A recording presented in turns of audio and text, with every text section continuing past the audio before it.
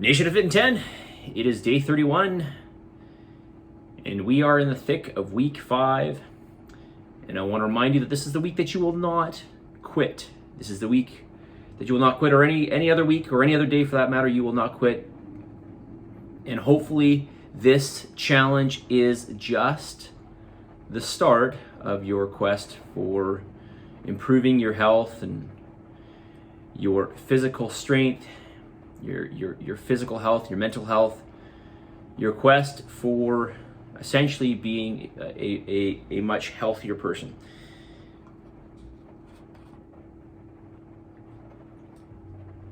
Something I've been meaning to mention, I'm selling 3 treadmills.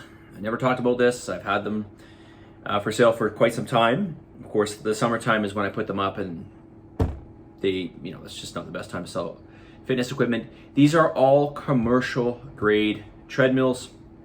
I'm selling them for quite cheap relative to their original price. These things, if you were to buy them new, are in that $7,000 to $10,000 range. I'm selling them from anywhere from $800 to $1,000. They are bigger treadmills. They are designed to be run on all day long, so they are very robust. They have been thoroughly serviced up and down, so if you take off the front of it or you look underneath it or whatever, it's very, very clean.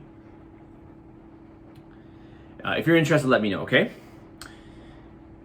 All right, let's get back into your questions here.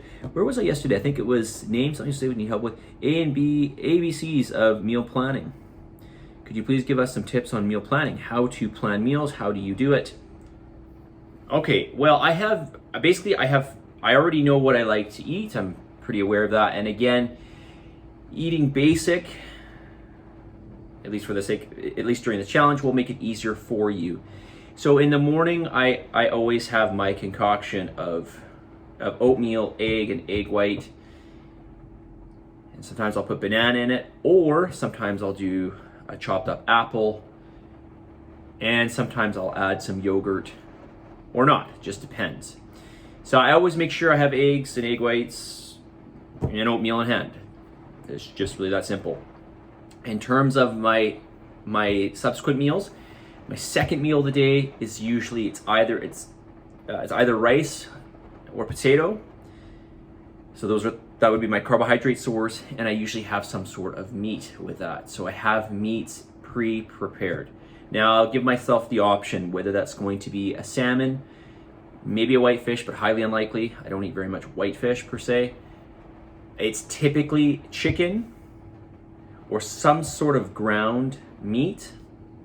It could be ground turkey, it could be ground chicken, it could be ground beef, or some type of very lean steak. Round steak typically is what I go with.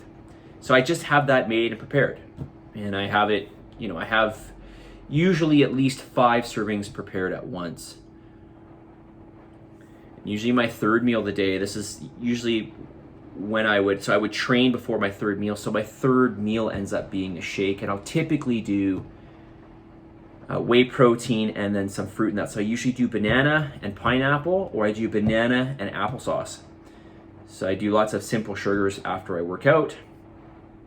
And I also put in some yogurt in that and some almond milk, which actually reminds me, I gotta get almond milk. So I'm actually out of almond milk, so I have to go get that. But if worse comes to worse, I could just use water. Almond milk doesn't really have a strong taste, but it is better with vanilla flavored almond milk for sure. So that would be my third meal. My fourth meal would be, again, usually very similar, or if not a replication of my second meal. Again, I'm gonna have a starch, so usually it's rice or potato. And when I say this, I'm including some vegetables typically as well. It might be some sauerkraut, it could be some broccoli, it might be Brussels sprouts, it could be carrot, or a combination of those. So again, I'll do a starch, typically a potato, sometimes I do yam, a rice. Every once in a while, if I feel like I want to give myself a little more fat for the day and cut back on my carbohydrates, I might do some eggs. Some eggs and oatmeal, or potentially I might do some eggs and some toast, but toast just doesn't tend to do well with me because I don't do well with gluten. if I choose to go that route, it's usually going to be a sourdough bread. And then, you know, before I go to bed, I typically will have a carbless meal. And that could be my famous ice cream protein, which I am going to do. The reason, you know, honestly, the reason I haven't done it is because I haven't had it for a while. I haven't had the protein, I haven't had the ice cream for a while. And so, I mean, I'm just going to force myself to have it one night and then I'll make it. I still want to make it and not have it, you know, so, but I will make it. I have all the ingredients, I can do it. And there's so many things you can put into it. The base of it is essentially a protein powder and some sort of thickening agent. I tend to use guar gum, which is basically just a fiber. But I will make that and show you guys what that looks like. And so typically in that, I might put in, sometimes I'll put in like maybe 2 ounces of banana, like a small amount. But I typically will do very low carbohydrate in that meal. And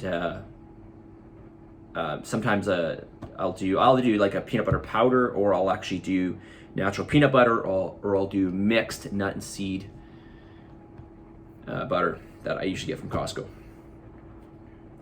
So that's, I mean, I know for a lot of you, perhaps it seems a bit dull, but I mean, obviously I eat and I want to enjoy it, but I also eat for purpose. So,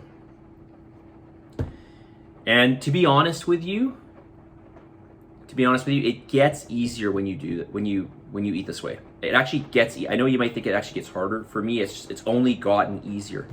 And as I mentioned, when I get in this habit of eating the way that I am, anytime I go off it, which would be like, say, a cheat meal like I had this weekend, I feel terrible, actually. Like this weekend I had some, I think I mentioned this yesterday, I had some Dempster's honey oat nut bread, which I absolutely love. And I melted some cheese on top of it. I actually bought some vegan cheese, which was I didn't mean to. It was a huge mistake. I was super mad, so I had to actually leave the house, go back out, get real cheese. Anyways. But I felt terrible the next day. I actually felt drunk. Like I felt, you know, just very out of it. And this typically happens too if I have desserts as well. You know, if I have like a cookie or something like that. So in terms of how do I plan these meals, I just make these things in advance. So I typically always have a pot of rice, and I always have usually a combination of meats made. Excuse me, not a combination, but I usually have several different meats made and available. Sometimes I do a combination. As of recently, I actually did a combination of extra lean ground beef and chicken. And the reason I actually did the mixture was because extra lean ground beef is still lean, but it is a bit fatty. So I basically cut it down by mixing some chicken into it. Just cut down on the total fat. So that's my recommendation to you. I mean, you could spice things up more, and that's totally fine. You can make recipes. It's very easy to make recipes. All you have to do is measure out all the ingredients. So let's just use a chili as an example. You measure out all the ingredients that you put in. You put it into, you know, the pot. You make it, and then you just look at the total afterwards. So let's just say, I mean, it's more of a liquid. Granted, I realize that it's possible that not everything in there is going to be evenly distributed always, but on average, let's just make that, let's make that estimation, okay? Let's just say you made 2 liters of chili, and you figure out what is a reasonable amount for you to have. Maybe it's going to be based on the calories or the amount of macros. Maybe you want to split that up into 8 servings. So every serving would be 250 milliliters. So let's just say that's the case. You do 8 servings. All you would do is take the total macros, so the total protein that went in, the total carbohydrates, and the total fats, and just divide it by 8. Now you know every time you have a serving of 250 milligrams or 250 milliliters, it would be roughly about exactly the same, if not exactly the same. But let's just call it 250 milliliters, a cup every time. You would know the macros that you're having, okay? Or very close to. Okay, so hopefully, you know, it's really not as complicated as you think. You might think it's a lot of work, but regardless of whatever you choose to make, the only difference is you're simply just, I mean, you got to measure out the stuff anyways. So I'm assuming if you're following a recipe, you're going to measure out the ingredients. So all you're doing really is just making sure you're taking those ingredients and double checking what the macros are in them. That's it. And there is some flexibility with this, right? You don't have to have, exactly a certain amount of macros in a meal. You could have a meal that's slightly higher in carbohydrates or whatever, and then just make your other macros fit around it. Okay? But coming back to your question, I typically have foods that are very, very carbohydrate strong, potato, a fruit, so sorry, I meant to say a starch like a potato or oatmeal or rice or a fruit. Well, fruit would be more of a simple sugar, but those are carbohydrate dominant foods. And then I'll have something like a meat or eggs or dairy or something like that. This is primarily just purely protein. And then if I add in some fats, it might be an oil or butter, which is rarely the case. Usually I just use that for cooking.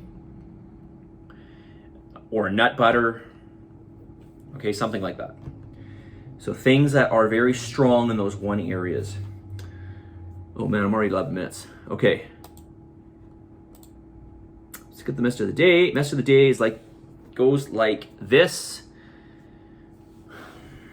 No matter how you feel, get up, dress up, show up, and most importantly, never give up. Never give up. Never give up. Unless, of course, you're like, I don't need to do this. Or I don't want to do this anymore. Or I don't care about what I'm doing. That's fine. There's no point in doing something if you don't want to do it. But if you envision something in your life, or if you want something, and your health is really something that I really would encourage you to pursue and constantly pursue, then never give up on that, okay? Never, ever give up. We have, what are we today? So we're day 31, right? So we have, 39 days to go? 39 days to go. Okay? Positive energy, positive vibes, believe in yourself, and for the love of God, give some gratitude, and I'll talk to you all very soon. See you guys.